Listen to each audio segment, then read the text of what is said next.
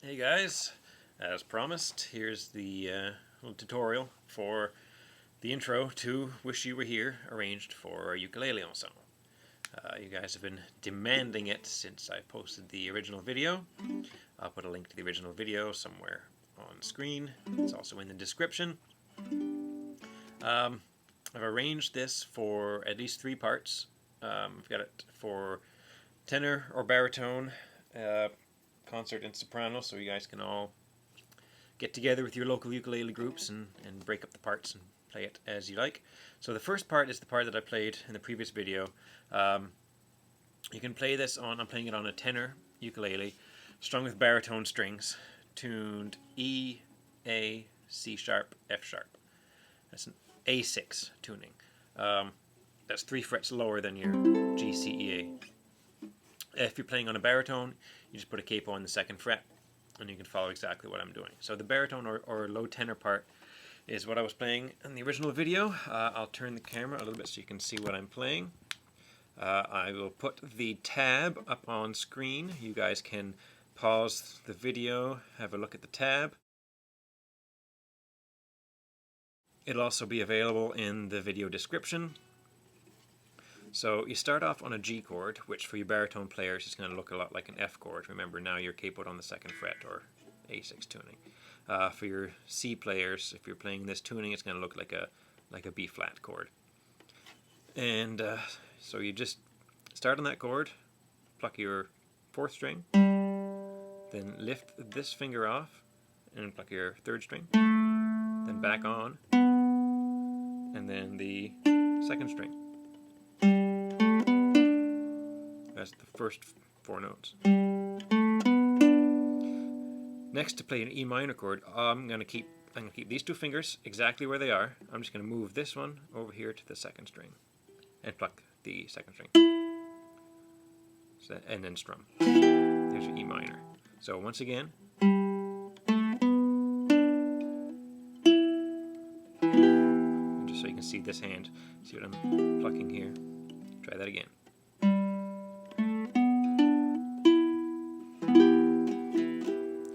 And then the next part is 1st string, 2nd string, then take that finger off, 2nd string again. This is the opportunity where you can move it back to where it was, and then strum your G chord. So let's do that all over again.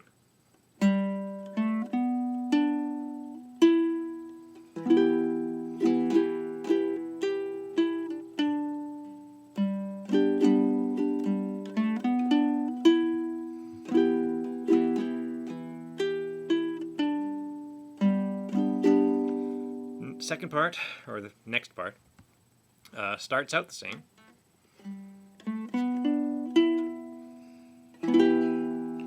This time we're not starting on the 1st string, starting on the 2nd. Take the finger off. So 2nd string with the finger on, 2nd string with the finger off, then 3rd string. So let's try that again. Make sure I'm playing it right here.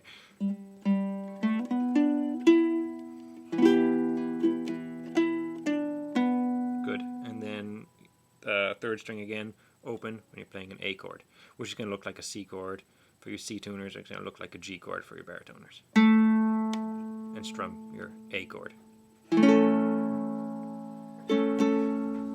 This part might be a little tricky for you, some of you. You got to put your fingers right back in the G position. Let's start the next one, which is exactly the same.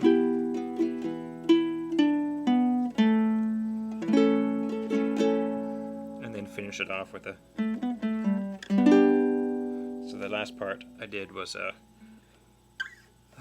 the 3rd string open, 2nd fret on 3rd string, open again, 4th string 3rd fret, and then while you're playing that note, you get your other fingers in place to play that last G chord.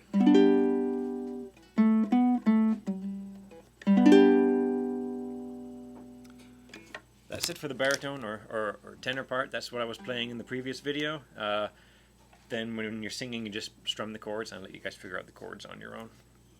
So the recording from the album Wish You Were Here, playing it. I'm not sure who's playing. I'm not sure if it's Gilmore or Waters, but they're playing it on a 12 string.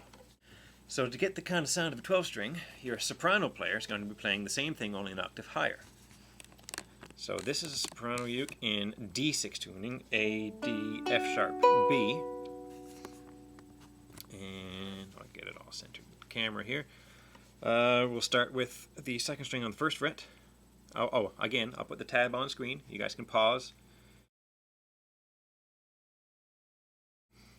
So first fret, second fret, third fret. Open. I'm going to strum up here so you can see my fingers a little better. Oh, sorry. There. And then 5. So first fret, third fret, open, third fret, 5.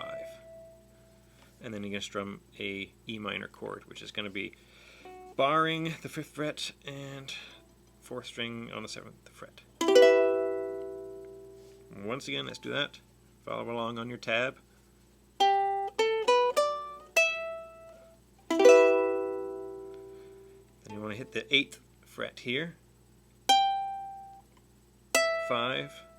And then 3rd string. And you want to hit the 3rd string with your ring finger, because then you're going to close the gap and play your G chord this way, keeping that ring finger on that string there to get, we want that note in there. Then conveniently, your index finger is already on the 1st fret, so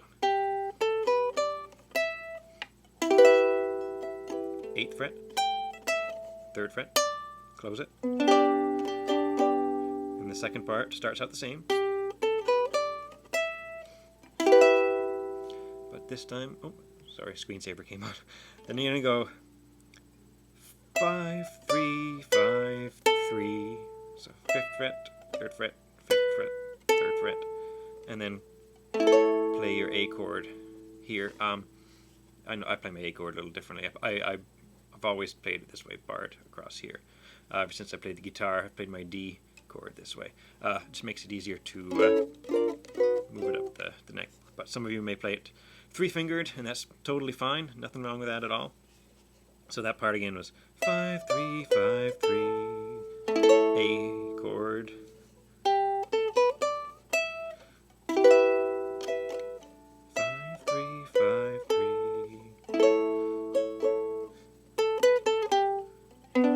So 3, 5, and actually the tab might have 3, 0, 3, 1 chord, or if you got that part, if you have any questions, whatever, let me know, and I'll try to clarify things in the comments for you. So with the baritone and the soprano playing those two together, you get sort of that 12-string guitar type sound. Now, while they're doing that, your concert players, and again, it doesn't have to be a concert scale, I should say your C tuners, will be playing the lead part, the Gilmore part. This can be done on a tenor, it can be done on a soprano as long as you're C tuning. It can be played in D tuning, but you have to have a look at the tab, which I'll post on screen now. Have a look. If you're going to play it in D6 tuning, which is totally fine, just drop all the numbers, just subtract 2 from all the numbers, and then you'll be able to play it on those frets. So let's have a look here. And we're going to go, just play it like that. So the first part is going to be starting on the 5th fret. A lot of the notes are going to be sort of 5s and 7s and stuff up around here. So dum da dum da dum, 5 slide up 7. So 5 slide up to 7, and then hit your 5 there. On, off. Now the next part is usually done with pull-offs. But pull-offs don't really work on a nylon string ukulele. They work great on an electric guitar. So you might have to kind of spam your 2nd string here. I'm trying to get 3 distinct notes in there. That might be a little tricky, but it's a little tricky for me.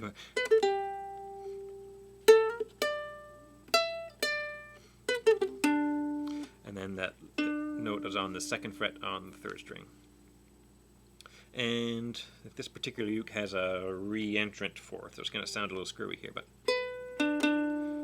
Ideally, it would be a low fourth. So let's take it. Let's try that one again. Da da da da da.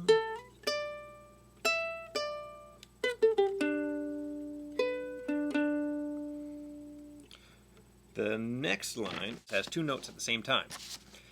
The tab has it written as 5 and 7, so you press down both the first and second strings on the 5th fret and slide it up to 7 and back down. Then you're going to go to the next two strings and play 4 and 5 and slide that up 2 frets. Okay, so once again,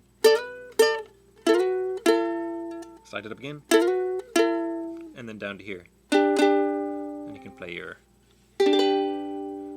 G chord that way. Now, I did find an easier way to do it. If you start exactly the same way, 2 fingers right here on the 5th fret, slide it up to 7, then go open and slide your finger from the nut up to the 2nd fret. So let's try it that way.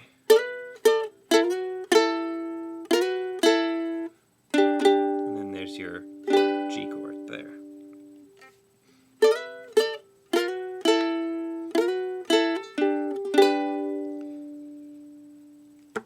The next line, follow along in your tab, has a lot of 5s and 7s in it, so you're going to be up around this area. Slide or hammer. Then you're going to bend that 7.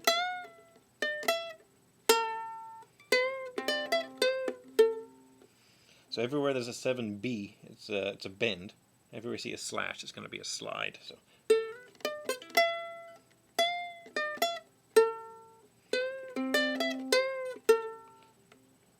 So once again, the middle line there.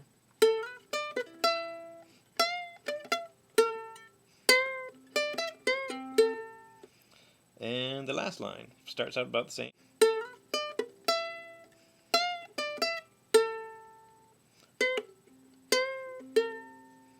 And then strum your chord. So let's play that last line again.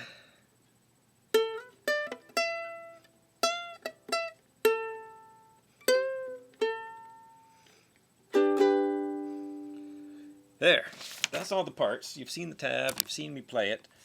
I hope that helps some of you. Again, I'll help out if you can. Leave a comment if there's something you don't understand that wasn't clear. Now let's have a listen to what it sounds like when they're played all together.